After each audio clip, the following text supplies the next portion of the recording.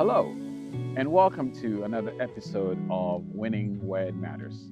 My name is Che Amwakon, and it's a pleasure to have you join me once again. I recently had a conversation with a group of leaders about navigating difficult conversations. They were getting ready for their mid-year reviews with their employees, and so this was part of their preparations.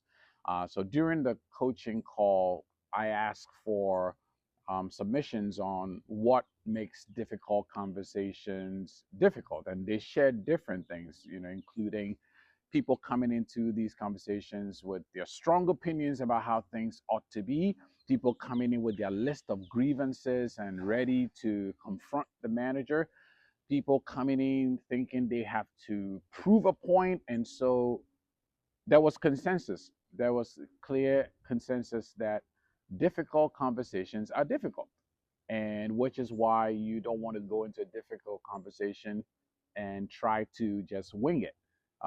Difficult conversations warrant preparation, and which is what they were doing with that coaching call.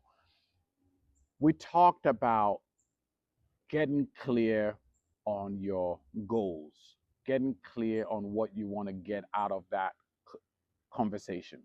We established that. That is important because you don't want to go into a call without clear goals. What are you trying to accomplish here? Getting clear on your goals helps you define what matters. It helps you identify the things that may be a distraction, the things that may just be a landmine that you don't want to go for. So that was super important. We've established that. And I have a podcast episode from previous weeks that talks about that. So check it out, give you some more information about why it's important to get clear on your goals and what you should consider doing. But getting clear on your goals is only part of the preparation.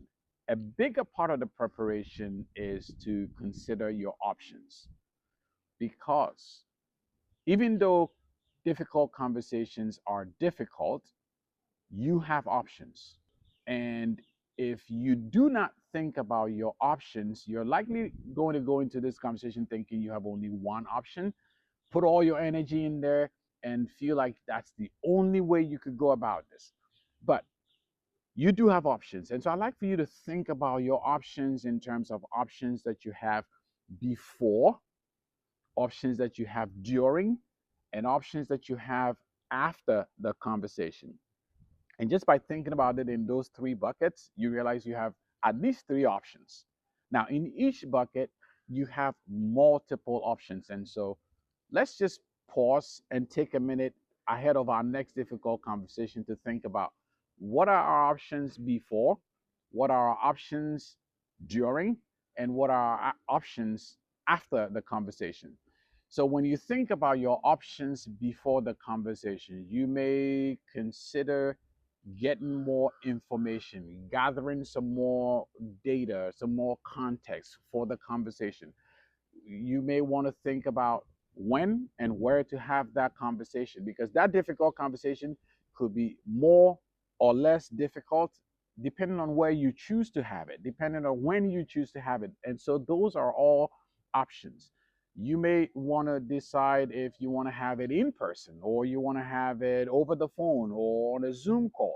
Those are all options, and it's important for you to evaluate those options. And like a menu at a restaurant, you pick and choose the ones that will help you best accomplish your goal. Options that you have for during the conversation would include how you approach the conversation. You may choose to ask questions and listen. And even with listening, you may choose to listen more than you typically do in a regular conversation, because you want to create room for the person to talk, right? So you do have options for how you conduct that conversation. You do have options about how you ask questions. Are you going to ask one question at a time, or you're going to ask complex questions, right?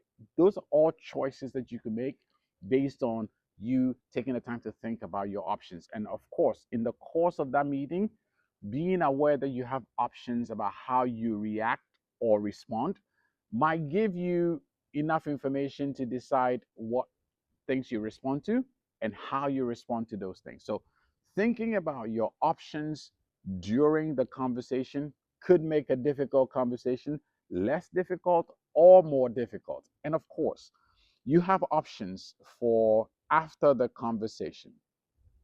What are going to be your follow up actions? Are you going to schedule another call? Are you going to decide together what you're going to do next? Is there going to be a follow up email to capture the key takeaways from the conversation? There are some things that you could do after the call. Point here being, you have more than one option. An analogy that I like to bring in here to reinforce this idea is it's like driving to a destination. If you think you have more than one option to get to where you're going, you're probably going to take different routes if one route feels choked or feel like there's a lot of traffic over there. But if you decide or you don't think about your other options and then you just head out saying, this is the path that I'm taking to get to that destination, you could run into traffic and get stuck in traffic just because you chose just one option. But before you set out, if you think about what options you have for getting to that destination, you may consider a different route when one route gets choked or one route somehow is not taking you where you're trying to go efficiently. So think about your options, and this is from your end. Think about your options before, during, and after the conversation. It will give you a higher likelihood of success in getting to your outcome. Another reason why you should think about options is from the point of view of the person you're having the conversation with. If people think they have options, they are more likely to be less defensive about what it is that you're trying to get them to. So find a way to give them options or even make them realize that they have options, right? Because if somebody is being stubborn, somebody is just being hard, taking a hard position or have dug in their heels on a particular point of view, if they feel like they have an off ramp, they are likely to yield and give a little bit space to do things differently. So think about it in your conversations during that difficult conversation. Be intentional about giving the other person options so that it becomes less of them feeling like they've been backed into a corner and then they have to punch back or resist whatever it is that you're saying. So consider your options, give yourself options, but also give the other person options or create options. And that's what dialogue allows. That's what asking questions and asking for their suggestions and getting their perspective in the conversation, all of those things contribute to them feeling like they have options.